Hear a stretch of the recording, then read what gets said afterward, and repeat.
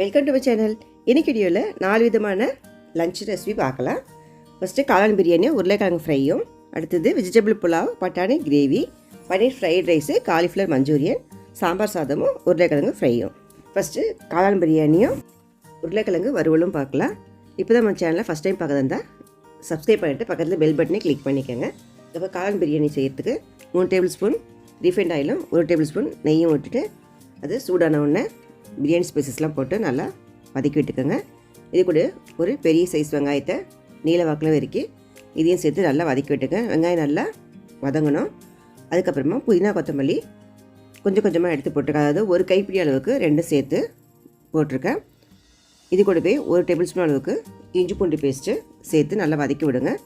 வதக்கி விட்டுட்டு 2 பச்சை மிளகா காரத்துக்கு ஏற்ற மாதிரி போட்டுக்கோங்க. ஏன்னா மிளகா வந்து காரம், சில மிளகா காரமாக இருக்கும், சிலது காரம் இல்லாமல் இருக்கும், அதெல்லாம் பார்த்து சேர்த்துக்கோங்க.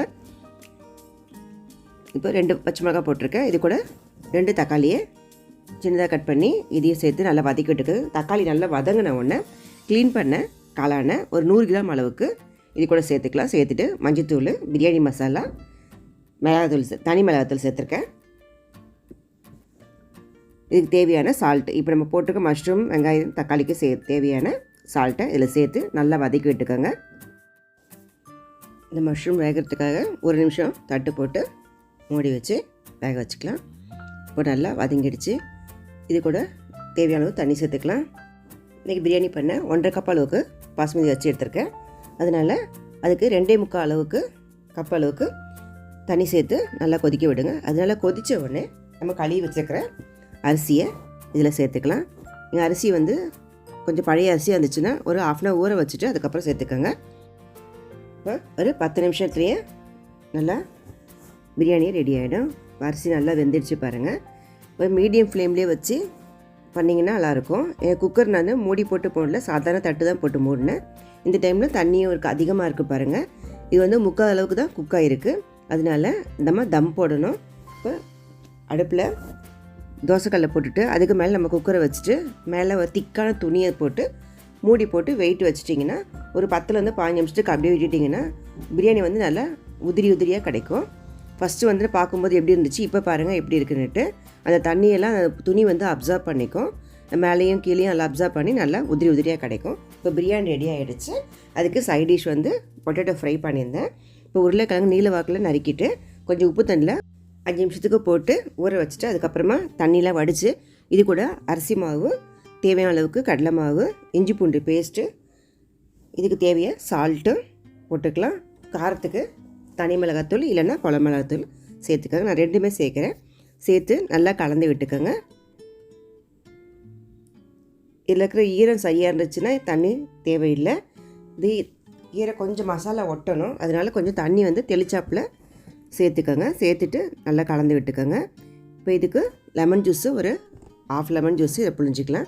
புழிஞ்சிட்டு ஒரு 10லேருந்து 15 நிமிஷத்துக்கு அப்படியே அதை விட்டுட்டிங்கன்னா அது நல்லா நீர் விட்டு அது மசாலா ஒட்டி வந்திருக்கும். அதுக்கப்புறமா எண்ணெயில் பொரிச்சு எடுக்க வேண்டியது தான். இந்த பொட்டேட்டோ ஃப்ரை வந்து எல்லா வித ஒயிட் ரைஸ்க்குமே சூட்டபுளாக இருக்கும். வெஜிடபிள் பிரியாணி மட்டும் இல்லை, புலாவு, தேங்காய் சாதம், தயிர் சாதம் எல்லாத்துக்குமே சூப்பராக இருக்கும்.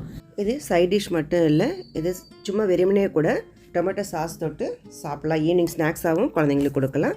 ரொம்ப டேஸ்ட்டாக இருக்கும். கண்டிப்பாக ட்ரை பண்ணி பாருங்கள். இந்த மஷ்ரூம் பிரியாணி ரெசிபியும் பொட்டேட்டோ ஃப்ரையும் உங்களுக்கு பிடிச்சிருந்தா மறக்காமல் சேனலை சப்ஸ்கிரைப் பண்ணிட்டு பக்கத்துக்கு இருக்கிற பெல் பட்டனை கிளிக் பண்ணிக்கோங்க. நம்ம அடுத்து பார்க்க போகிறது பன்னீர் பிரியாணியும் காலிஃப்ளவர் மஞ்சூரியனும் பார்க்கலாம். இதுவும் ரொம்ப டேஸ்ட்டாக இருக்கும். குயிக்குன்னு செஞ்சிடலாம். உங்களுக்கு இந்த ஃப்ரைட் ரைஸ் பண்ணுறதுக்கு 1 கப் அளவுக்கு பாஸ்மதி அரிசியை நல்லா வரப்பாக வடித்து வச்சுக்கோங்க. அதுக்கப்புறம் கொஞ்சம் காய்கறிங்க, முட்டைக்கோசு, கேரட்டு, குடமிளகா, கொஞ்சம் பூண்டு வந்து ஒரு 3 பல் பொடியை நறுக்கி வச்சுக்கோங்க. ஒரு முட்டை, 100 கிராம் அளவுக்கு பன்னீர் எடுத்து வச்சுருக்கேன். இந்த பன்னீர் வந்து நல்லா க்யூப்ஸாக கட் பண்ணி பேனில் 1 ஸ்பூன் எண்ணெய் இல்லைன்னா பட்டர் சேர்த்துட்டு நம்ம நறுக்கி வச்ச அந்த க்யூப்ஸ் எல்லாம் சேர்த்து ரோஸ்ட் பண்ணிக்கணும். இது கூடவே மிளகாத்தூளும் கொஞ்சம் கரம் மசாலாவும் சேர்த்து நல்லா ரோஸ்ட் பண்ணி எடுத்துக்கோங்க. பாருங்கள், ஒரு 5 நிமிஷம் ரோஸ்ட் பண்ணாலும் போதும். நல்லா இந்த மாதிரி ப்ரௌன் கலராக வரும். இப்போ இது தனியாக எடுத்து வச்சுக்கோங்க. இப்போ ஒரு பெரிய கடாயில் கொஞ்சம் எண்ணெய் விட்டுக்குங்க. நீங்கள் இந்த பன்னீர் வறுத்த எண்ணெயை கூட யூஸ் பண்ணிக்கலாம். இதுக்கு நறுக்கின பூண்டு சேர்த்து நல்லா வதக்கி விடுங்க. இந்த பூண்டு நல்லா வதங்கணும். இது வதங்கின உடனே நறுக்கி வச்ச வெங்காயத்தை சேர்த்துக்கலாம். வெங்காயம் நீல வாக்கில் நறுக்கிக்குங்க. ஃப்ரைட் ரைஸ்க்கு அப்போ தான் நல்லாயிருக்கும். இப்போ வெங்காயமும் நல்லா வதங்கிடுச்சு. இப்போ எடுத்து வச்சுக்கிற அந்த காய்கறியை இதில் சேர்க்கணும். குடமிளகா, முட்டைகோஸு, அதுக்கப்புறமா கேரட்டு, பொடி பொடியாக நறுக்கினா கேரட்டு. நல்லா பொடியாக நறுக்கினிங்கன்னா சீக்கிரமாக வெந்துடும்.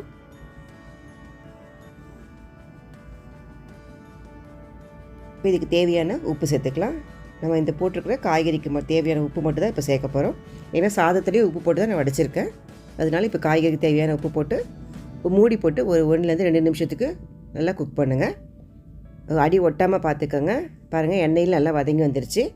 இது நல்லா வெந்த உடனே அதுக்கப்புறமா ஒரு முட்டையை எடுத்து இந்த ஓரத்தில் உடச்சி ஊற்றிக்கோங்க. ஊற்றிட்டு நல்லா இதை கிளறி விட்டுக்கோங்க. பொடி மாஸ் பண்ணுற மாதிரி நல்லா கிளறணும்.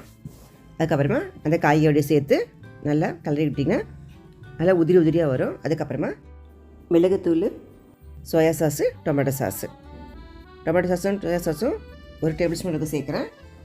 மிளகுத்தூள் 1/2 ஸ்பூன் சேர்த்துருக்கேன்.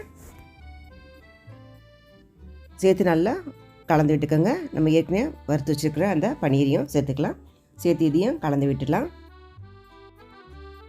நறுக்கின கொத்தமல்லி கொஞ்சம் சேர்க்குறேன். உங்கள்கிட்ட வெங்காயத்தாள் இருந்துச்சுன்னா அதையும் கொஞ்சம் பொடியாக நறுக்கி இதில் சேர்த்துக்கோங்க. அது இல்லைனாலும் நல்லாயிருக்கும் ஃப்ரைட் ரைஸு. இப்போது வடித்து வச்ச சாதத்தை கொஞ்சம் கொஞ்சமாக சேர்த்து நல்லா கிளறி கொடுக்கலாம். இப்போ இந்த அளவுக்கு 1 கப் அளவு சாதம் கரெக்டாக இருந்துச்சு. கண்டிப்பாக வெறப்பாக இருக்கணும். சாதம் வந்து விதையாக தான் நல்லாயிருக்கும் ஃப்ரைட் ரைஸு. நல்லா கலந்து விட்டுக்கோங்க. நம்ம ஏற்கனவே உப்பு வந்து காய்கறிலேயே சேர்த்துருக்கோம், ரைஸ்லேயும் சேர்த்துருக்கோம். இப்போ வந்து 2 மிக்ஸ் ஆனதுனால செக் பண்ணிவிட்டு கொஞ்சம் சாதத்துக்கு லைட்டாக தூவி டாப்பில் போட்டு கலந்து விட்டுக்கோங்க. அவ்வளோதான், ஃப்ரைட் ரைஸ் சூப்பராக ரெடி ஆகிடுச்சு. பாருங்கள் எவ்வளோ அழகாக உதிரி உதிரியாக கிடச்சிருக்குன்ட்டு. கடைசியாகவும் கொஞ்சம் நறுக்கின கொத்தமல்லியை சேர்த்து கலவிட்டு மூடி வச்சிடலாம். இதுக்கு சைட் டிஷ் ரெடி பண்ணிடலாம். இதுக்கு காலிஃப்ளவர் வந்து ஃபஸ்ட்டு சுடுதண்ணில் போட்டு எடுத்துக்கலாம். இது கூட தண்ணி இல்லாமல் வடிச்சிட்டு இஞ்சி பூண்டு பேஸ்ட்டு, காரத்துக்கு மிளகாத்தூள், உப்பு, கார்ன்ஃப்ளவர் சேர்த்துக்கலாம். கார்ன்ஃப்ளவர் 1 1/2 ஸ்பூன் அளவுக்கு தேவைப்படும்.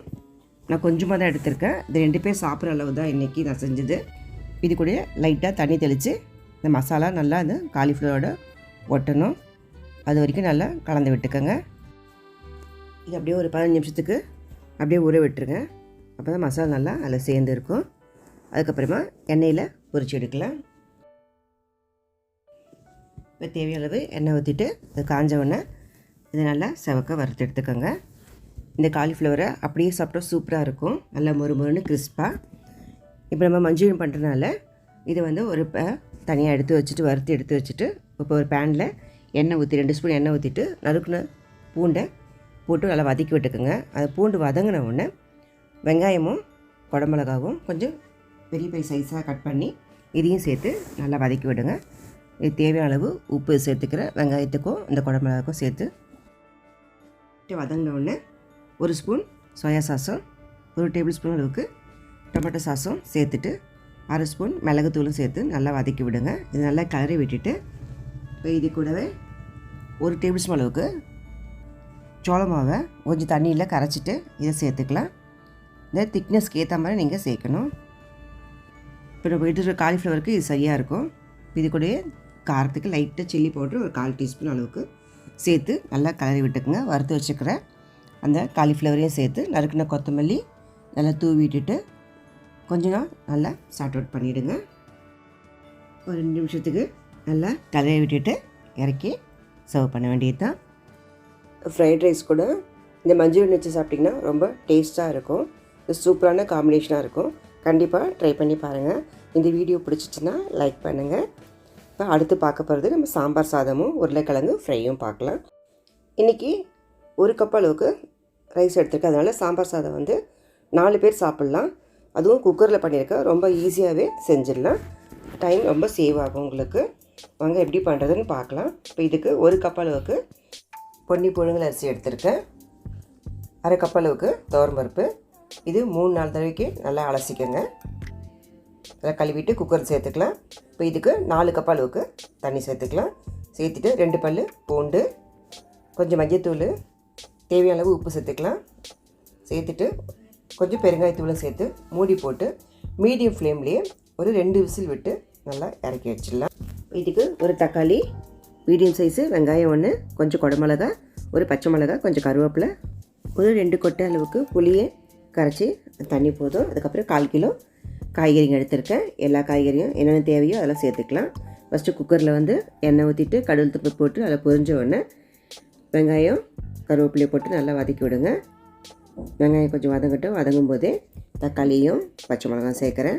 நறுக்கி வச்சுக்கிற காய்கறி சேர்க்கலாம். கத்திரிக்காய், கேரட்டு, பீன்ஸு, முருங்கைக்காய், அதுமாதிரி பூசணிக்காய் இருந்தாலும் சேர்த்துக்கலாம். காலிஃப்ளவர் இருந்தது, காலிஃப்ளவரும் போட்டிருக்கேன். எல்லாம் சேர்த்து ஒரு 1/4 கிலோ காய்கறி இருக்கும். இப்போ பெருங்காயத்தூள் கொஞ்சம் இதில் சேர்த்துக்கலாம். சேர்த்து நல்லா கலந்து விட்டுக்கோங்க. கலந்து விட்டுட்டு இதுக்கு தேவையான அளவு தண்ணி சேர்க்கணும். இந்த காய்கறி முங்கல் அளவுக்கு தண்ணி சேர்க்கணும். ஒரு 3 கப் அளவுக்கு தண்ணி சேர்க்குறேன். சேர்த்துட்டு தேவையான அளவு உப்பும் சேர்த்து மூடி போட்டு இது வேக விடுங்க. ஒரு 2லேருந்து 3 விசில் விடட்டும். நல்லா காய்கறி வேகணும். உங்கள் குக்கர் அளவு எப்படி இருக்குமோ அதுக்கேற்ற மாதிரி பார்த்துக்கோங்க. நான் வந்து 2 விசில் வச்சுருக்கேன். மஞ்சத்தூள் போட்டிருக்கேன், நான் சொல்ல மறந்துட்டேன். மஞ்சத்தூள் போட்டு அப்படின்னா இப்போ சாதம் ரெடி ஆகிடுச்சு பாருங்கள். அரிசி வேக வச்சிருந்தோம் இல்லையா, பக்கத்தில் பருப்பு அரிசியும் நல்லா வெந்துடுச்சு. ஏற்கனவே குழையாக தான் இருக்குது. இன்னும் கூட நீங்கள் ஸ்மாஷர் இருந்துச்சுன்னா இல்லை மத்து இருந்துச்சுனாலும் கொஞ்சம் மசிச்சு விட்டுக்கோங்க. இப்போது இந்த குக்கரில் காய்கறிலாம் ரெடி ஆகிடுச்சு. நல்லா கொதிச்சு காய்கறி வெந்துடுச்சு. இப்போ புளி தண்ணியை கரைச்சி ஊற்றிக்கலாம். இப்போ காரத்துக்கு சாம்பார் பொடியை ஒரு 2 டேபிள் ஸ்பூன் அளவுக்கு சேர்க்குறேன். இது வீட்டில் எடுத்து சாம்பார் பொடி. இந்த சாம்பார் பொடி ரெசிப்பியும் என் சேனலில் இருக்குது. அதோட லிங்க்கு டிஸ்கிரிப்ஷன் பாக்ஸில் கொடுத்தா பார்த்து செக் பண்ணிக்கோங்க. இந்த காரத்துக்கு தகுந்தாப்பில் போட்டுக்கோங்க. ஏற்கனவே பச்சை மிளகாய் சேர்த்துருக்கோம். இது தேவைன்னா இன்னும் கூட நீங்கள் ஒரு 1/2 ஸ்பூன் சேர்த்துக்கலாம். சேர்த்து தேவையான உப்பு சேர்த்துக்குங்க. இப்போ தண்ணி கொஞ்சம் எக்ஸ்ட்ரா சேர்க்குறேன். மொத்தம் 4 கப் அளவுக்கு தண்ணி சேர்க்கணும். அப்போ தான் சரியாக இருக்கும் அந்த சாதத்தில் மிக்ஸ் பண்ணுறதுக்கு. மீடியம் ஃப்ளேமில் ஒரு விசில் வந்த உடனே அதை இறக்கி வச்சிடலாம். இந்த சாம்பார் சாதத்துக்கு இன்னும் டேஸ்ட்டு கொடுக்கறதுக்காக ஒரு 3 ஸ்பூன் அளவுக்கு நெய்யில் கொஞ்சம் சீரகமும் முந்திரி பருப்பும் போட்டு நல்லா வறுத்து எடுத்துக்கோங்க. இப்போ எல்லாத்தையும் ஒன்றா மிக்ஸ் பண்ணணும். இப்போ பாருங்கள் காய்கறிலாம் வெந்து நல்லா ரெடி ஆகிடுச்சு. இது கொஞ்சம் முழுசாக இருக்க மாதிரி இருக்கு இல்லையா, அதனால் கொஞ்சம் மசிச்சு விடணும். ஃபஸ்ட்டு முருங்கைக்காயெலாம் தனியாக நான் எடுத்துடுறேன். இல்லைனா அது குச்சி குச்சியாக இருக்கும் உங்களுக்கு சாப்பிடும்போது. அதனால் முருங்கைக்காய் ஃபஸ்ட்டு தனியாக எடுத்துகிட்டு எல்லாத்தையும் நல்லா மசிச்சு விட்டுக்கோங்க. மசிச்சு விட்டுட்டு இப்போ இந்த சாதத்தில் சேர்க்கணும். சேர்த்து நல்லா கலந்து விட்டுக்கோங்க. எல்லா பக்கமும் நல்லா கிளறி கொடுங்க. அப்போ தான் சரியாக இருக்கும். பாருங்கள் இந்த அளவு சரியாக இருக்குது பாருங்கள். ரெண்டுமே இந்த அரிசியும் பருப்பும் வெந்ததுக்கும் இந்த காய்கறி வெந்ததும் சரியாக இருந்துச்சு. 4 கப் தண்ணி சேர்த்தோம். கரெக்டாக இருந்துச்சு. இப்போ இன்னும் நீங்கள் காய் இந்த மசிச்சு விடனாலும் மசிச்சு விட்டுக்கலாம். ஸ்மாஷர் வச்சு நல்லா இந்த மாதிரி மசிச்சு விட்டுக்கோங்க. விட்டுட்டு ஏற்கனவே வறுத்து வச்சுக்கொள்ளையே முந்திரி அதையும் இதில் சேர்த்துக்கலாம். சேர்த்துட்டு இன்னும் கூட ஒரு டேபிள் ஸ்பூன் நெய் சேர்த்து நறுக்குன்னு கொத்தமல்லியும் நல்லா தூவி விட்டுக்கோங்க. இன்னும் வாசனையாக இருக்கும் சாம்பார் சாதம். சாம்பார் சாதம் இந்த மாதிரி தான் நல்லா கொஞ்சம் தளன்னு இருக்கணும். இது சூடாக இருக்கும்போது இன்னும் கொஞ்சம் கெட்டியாக வேணும்னா மூடி போட்டு கொஞ்ச நேரம் கழித்து பார்த்திங்கன்னா சரியாக இருக்கும். இதான் சரியான அளவு. நம்ம எடுத்து வச்சுக்க முருங்கைக்காவை நான் சேர்த்துக்கிறேன். இப்போ சூப்பராக ரெடி ஆகிடுச்சு சாம்பார் சாதம். இவ்வளோதான் பாருங்கள். கொஞ்சம் நேரம் கழித்து காட்டுறேன் எப்படி கெட்டியாக இருக்குன்ட்டு. இது சரியாக இருக்கும். இப்போ இந்த சாம்பார் சாதத்துக்கு சைட் டிஷ்ஷு 2 உருளைக்கிழங்கு வேக வச்சு வச்சுருக்கேன். ஃபஸ்ட்டு கடாயில் எண்ணெய் ஊற்றிட்டு கடவுள் தூள் போடுங்க. அதனால் கடுகு பொரிஞ்ச உடனே வெங்காயம், கருவேப்பிலை, 2 பல்லு பூண்டு தட்டி எடுத்துருக்கேன். அதையும் சேர்த்து நல்லா வதக்கி விட்டுக்கோங்க. இது வதங்கும் போது தேவையான உப்பும் சேர்த்துக்கலாம். காரத்துக்கு மிளகாத்தூள் 1 டீஸ்பூன் அளவுக்கு சேர்க்குறேன். சேர்த்துட்டு வேக வச்ச உருளைக்கிழங்கு இதில் சேர்த்துக்கோங்க. சேர்த்து நல்லா கிளறி கொடுங்க. எண்ணெய் கொஞ்சம் அதிகமாக விட்டிங்கன்னா நீங்கள் இதிலே கிளறி எடுத்துக்கலாம். இப்படியே கூட கிளறிட்டு அப்படியே சாப்பிட்டுக்கலாம். ஆனால் நான் கொஞ்சம் தண்ணி சேர்த்துருக்கேன். எண்ணெய் கொஞ்சமாக ஊற்றுறதுனால இப்போ தண்ணி கொஞ்சம் ஆட் பண்ணி அந்த தண்ணி வற்றுற அளவுக்கு நல்லா கிளறி கொடுத்திங்கன்னா அந்த மிளகாத்தூளும் உப்பும் நல்லா அந்த உருளைக்கிழங்குல ஒட்டி வரும். இப்போ இது கூடவே இன்னும் கூடுதல் சுவைக்காக கொஞ்சம் பருப்பு பொடியை சேர்க்குறேன். அதாவது கடலைப்பருப்பு, உளுத்தம்பருப்பு, வேர்க்கடலை அது 3த்தையும் சம அளவு எடுத்து நல்லா வறுத்துட்டு பொடி பண்ணிங்கன்னா சூப்பராக இருக்கும். இந்த பொடி எல்லா பொரியலுக்குமே நீங்கள் யூஸ் பண்ணிங்கன்னா ரொம்ப டேஸ்ட்டாக இருக்கும். கடைசியாக இறக்கும்போது அது தூவிட்டு இறக்குனிங்கன்னா ஃபஸ்ட் கிளாஸாக இருக்கும் இந்த பொரியல்லாம். கண்டிப்பாக ட்ரை பண்ணி பாருங்கள். இப்போ சர்வ் பண்ண வேண்டியது தான் சாம்பார் சாதம். நம்ம வறுத்து வச்சுக்கிற அந்த உருளைக்கிழங்கு ஃப்ரையை அடுத்தது தக்காளி ஊறுகாய். இந்த தக்காளி ஊறுகாய் ரெசிபியும் என் சேனலில் அப்லோட் பண்ணியிருக்கேன். அதோட லிங்க்கும் டிஸ்கிரிப்ஷன் பாக்ஸில் கொடுக்குறேன், பார்த்து செக் பண்ணிக்கோங்க. இப்போ அடுத்தது வெஜிடபிள் புலாவும் பட்டாணி மசாலாவும் எப்படி பண்ணுறதுன்னு பார்க்கலாம். புலாவ் பண்ணுறதுக்கு 1.5 கப் அளவுக்கு பாஸ்மதி வச்சு ஊற வச்சு வச்சுருக்கேன். அதுக்கப்புறமா காய்கறி ஒரு 1/4 கிலோ அளவுக்கு, கேரட்டு, பீன்ஸு, பட்டாணி, காலிஃப்ளவர், கொஞ்சம் புதினா, கொத்தமல்லி, கொஞ்சம் ஸ்பைசஸ்ஸு, அதுக்கப்புறம் ஒரு தக்காளி, ஒரு பெரிய சைஸ் வெங்காயம், பச்சை மிளகா காரத்துக்கு ஏற்ற மாதிரி போட்டிருக்கேன். 2 மிளகா எடுத்துக்கோங்க, மீடியம் சைஸ்னால். பெரிய மிளகானா 1 மிளகாவே போதுமானது இருக்கும். அதுக்கப்புறம் 3 டேபிள் ஸ்பூன் ஆயிலும் 1 டேபிள் ஸ்பூன் நெய்யும் விட்டு அது சூடான உடனே ஸ்பைசஸை போட்டு நல்லா வதக்கி விடுங்க. இப்போ வெங்காயத்தையும் பச்சை மிளகா போட்டு வதக்கி விடுங்க. வெங்காயம் நல்லா வதங்கிடுச்சு. இப்போ இஞ்சி பூண்டு பேஸ்ட்டு 1 டீஸ்பூன் சேர்த்துக்கலாம்.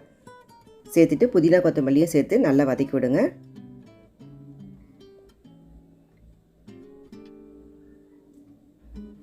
இப்போ நல்லா வதங்கிடுச்சு. நம்ம காய்கறியை இப்போ சேர்த்துக்கலாம். கேரட்டு, பீன்ஸு, உருளைக்கிழங்கு, காலிஃப்ளவர், பட்டாணி இதெல்லாம் சேர்த்து நல்லா கலந்து விட்டுக்குங்க. கடைசியாக தக்காளியும் சேர்த்துக்கலாம். தக்காளி சேர்த்துட்டு ரொம்ப வதக்க வேண்டாம். உப்பு சேர்த்துக்கோங்க. காய்கறிக்கு தேவையான அளவு உப்பு சேர்த்துக்கலாம். சேர்த்து நல்லா ஒரு வதக்கிட்டு இதுக்கு தேவையான அளவு தண்ணி சேர்த்துக்கலாம். 3 கப் அளவுக்கு தண்ணி சேர்க்குறேன்.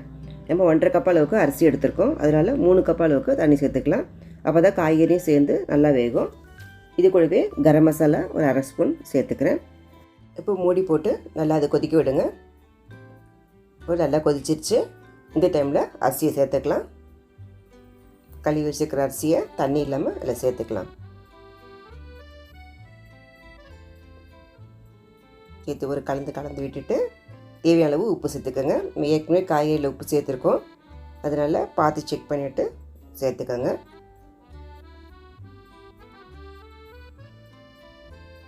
இப்போ மீடியம் ஃப்ளேமில் குக்கரை மூடிட்டு ஒரு விசில் வச்சாலே சரியாக இருக்கும்.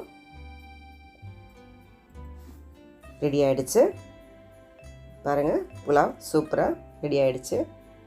இதுக்கு மேலே ஒரு டேபிள் ஸ்பூன் அளவுக்கு நெய் சேர்த்தா இன்னும் வாசனையாக இருக்கும். நல்லா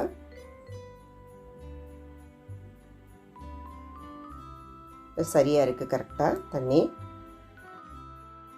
இப்போ புலாவ் ரெடி ஆகிடுச்சு. இதுக்கு சைட் டிஷ்ஷு பட்டாணி கிரேவி பண்ணிடலாம். 100 கிராம் அளவு பச்சை பட்டாணியை நைட்டு ஊற வச்சு வச்சுருந்தேன். அதுக்கு தேவையான உப்பு சேர்த்து வேக வச்சு எடுத்துக்கலாம். அதுக்கப்புறமா ஒரு சின்ன துண்டு தேங்காய், கொஞ்சம் கசகசா, சோம்பு, இஞ்சி பூண்டு பேஸ்டெல்லாம் சேர்த்து தண்ணி ஊற்றி நல்லா நைஸ் பேஸ்ட்டாக அரைச்சி வச்சுக்கோங்க. அதுக்கப்புறம் பேனில் ஒரு 2 ஸ்பூன் எண்ணெய் விட்டு ஸ்பைசஸ் போட்டு அது நல்லா பொரிஞ்ச உடனே ஒரு பாதி அளவுக்கு வெங்காயத்தை பொடியை நறுக்கி இதில் சேர்த்துக்கலாம். சேர்த்து நல்லா வதக்கி விடுங்க. இது கூடவே சின்ன சைஸ் தக்காளி நறுக்கிட்டு இதையும் சேர்த்து நல்லா வதக்கி விடுங்க. இப்போ மஞ்சத்தூள், மிளகாத்தூள், கரம் மசாலா, உப்பு இது சேர்த்து நல்லா வதக்கி விட்டுக்கோங்க. அரைச்சி வச்சுக்கிற அந்த பேஸ்ட்டையும் இதில் சேர்த்துக்கலாம். சேர்த்துட்டு வேக வச்ச பட்டாணியும் அதில் ஆட் பண்ணிக்கோங்க. ஆட் பண்ணிவிட்டு மிளகாத்தூள் இப்போ சேர்க்குறேன். காரத்துக்கு ஏற்ற மாதிரி சேர்த்துக்கோங்க. மிளகாத்தூள், குழம்பு மிளகாத்தூள் சேர்த்துருக்கேன் இன்றைக்கி. இப்போ மிக்ஸி அலசி தண்ணியும் சேர்த்து கொஞ்சம் தண்ணியாக வச்சிங்கன்னா அது கொதித்து வற்றும்போது கரெக்டாக இருக்கும். உங்கள் கிரேவி கன்சிஸ்டன்சி எவ்வளோ வேணுமோ அதுக்கேற்ற மாதிரி நீங்கள் இறக்கிக்கலாம். இப்போ நான் தேவையான சால்ட்டும் சேர்த்து மூடி போட்டு ஒரு 5லேருந்து 8 நிமிஷத்துக்கு நல்லா அதை கொதிக்க விடுங்க. இப்போ பாருங்கள், ரெடி ஆகிடுச்சு. இது எண்ணெய் பிரிஞ்ச உடனே இறக்கிட வேண்டியது தான். இப்போ நறுக்குன கொத்தமல்லி கொஞ்சம் போட்டால் வாசனையாக இருக்கும். இந்த கன்சிஸ்டன்சி உங்களுக்கு போதுன்னா இந்த டைமில் இறக்கிடலாம். நான் இன்னும் கொஞ்சம் கெட்டியாக வச்சதுக்கா இன்னும் கொஞ்சம் நேரம் அதை அடுப்பில் வச்சுருக்கேன். அதை தண்ணி கொஞ்சம் சுண்டி வந்தவுடனே நான் இறக்கிட்டேன். இந்த பட்டாணி கிரேவி புலாவோடு சாப்பிடும்போது ரொம்ப டேஸ்ட்டாக இருக்கும். இதே பட்டாணி கிரேவி உங்களுக்கு கன்சிஸ்டன்சி கொஞ்சம் தண்ணியாக வச்சிங்கன்னா சப்பாத்திக்குமே, பரோட்டா, தோசை கூட சூப்பராக இருக்கும். கண்டிப்பாக ட்ரை பண்ணி பாருங்கள். இப்போ சர்வ் பண்ண வேண்டியது தான். இந்த 4 ரெசிப்பியும் உங்களுக்கு பிடிச்சிருக்குன்னு நினைக்கிறேன். பிடிச்சிருந்தா லைக் பண்ணுங்கள். என் சேனலை மறக்காமல் சப்ஸ்கிரைப் பண்ணிவிட்டு பக்கத்துக்கிற பெல் பட்டனை கிளிக் பண்ணிக்கோங்க. தேங்க்யூ ஃபார் வாட்சிங்.